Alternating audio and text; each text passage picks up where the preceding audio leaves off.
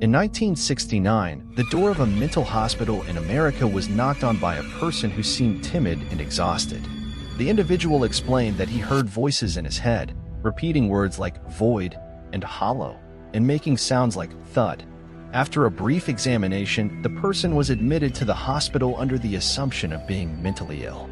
However, shortly after the admission procedures were completed, the patient claimed that the voices had completely disappeared, and he felt much better.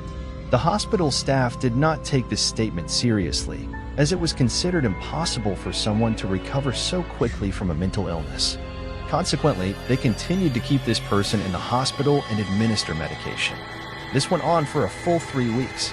How do we know that this person had no actual illness? Because that person was Stanford University psychology professor David Rosenhan. The reason he knocked on that door was part of an experiment he was conducting. He had trained 7 other individuals as pseudo-patients and sent them to different mental hospitals in 5 states across America. They were instructed to claim they heard voices, and if admitted, report that their symptoms had disappeared shortly after, behaving normally. Meanwhile, professional psychologists and psychiatrists would evaluate the situation. This group, consisting of 3 women and 5 men, including 3 psychologists, 1 pediatrician, 1 psychiatrist, 1 psychology student, 1 artist, and 1 housewife, went to a total of 12 mental hospitals in 5 different states. None of the participants had a pre-existing diagnosis of mental illness, and they kept their real names and professions confidential during the admission process. Among these participants, 1 pseudo-patient was discharged in just 7 days, while the longest stay in a hospital was 52 days.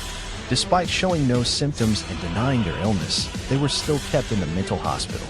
Remarkably, all the hospitals, some of which were prestigious city hospitals, and one of which was one of the most expensive private hospitals in the field, diagnosed 7 out of 8 pseudo-patients with schizophrenia, and the last one with manic depressive psychosis, bipolar disorder. The critical point was that not a single expert could identify any of them as a fraud. However, someone did notice that they were faking it: the other mental patients in the hospitals. Out of the 118 mental patients who interacted with these 8 individuals, 35 of them claimed that these people were not actually sick. Even though some of these pseudo-patients were observing and taking notes in front of hospital staff, they did not attract enough attention. Interestingly, real patients noticed what the experts couldn't. The 8 pseudo-patients spent a total of 129 days in hospitals, during which they were given 2,100 doses of medication. These medications included antidepressants like Elavil, antipsychotics like Stelazine, anti-nausea drugs like Compazine, and mood disorder drugs like Thorazine. The interesting part is that the pseudo-patients did not take any of these drugs. They secretly poured them down the toilet. Strangely, none of the hospital staff noticed that the patients were not taking their medication and disposing of it. Furthermore, during this period, observers witnessed caregivers insulting and even physically assaulting patients. Staff members sometimes verbally and even physically harassed patients. There was no sense of privacy for the patients. Patients could be watched without a valid reason while changing clothes or using the restroom. According to the observations of the pseudo-patients, in some hospitals, patients were treated as ordinary objects in the eyes of the staff. The patient was ignored as if they were not there. Some staff members did not hesitate to change their underwear in front of patients.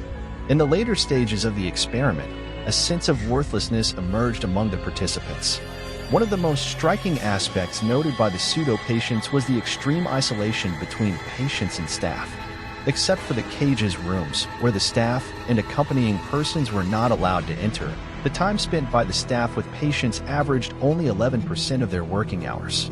Moreover, this percentage included activities such as folding laundry, watching patients shave, and guiding cleanliness. It was not exclusively one-on-one meeting time. The time spent by doctors and other academic experts, such as psychologists and assistants, with patients was even lower. In short, patients' development was not adequately monitored. The patient care was almost non-existent. The average time the pseudo-patients were treated by experts was only 7 minutes a day.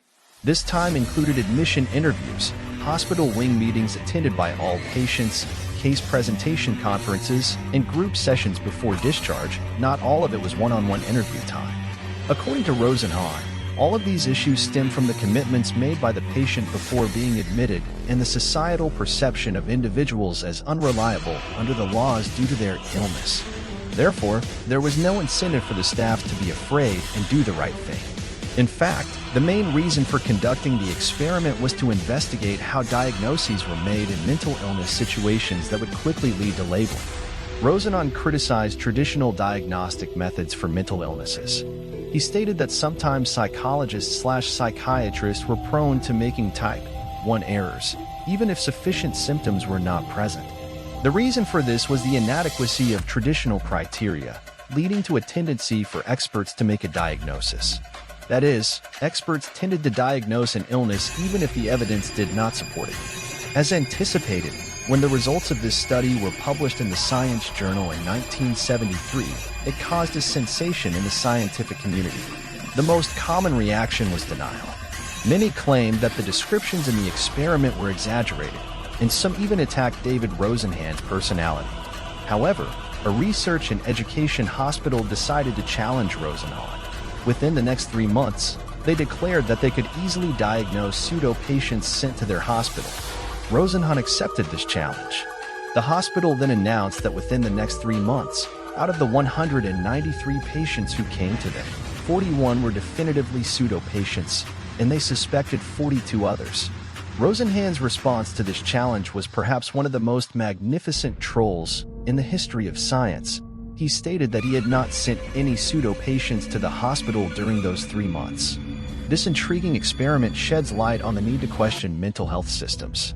Would you like to ponder on this too? If you want to see more content and engage in discussions about this, please subscribe to our channel. Remember, creating awareness about mental health is a responsibility we all share. Together, we can make more people see the importance of this issue. Don't forget to subscribe and share your thoughts in the comments. Thank you.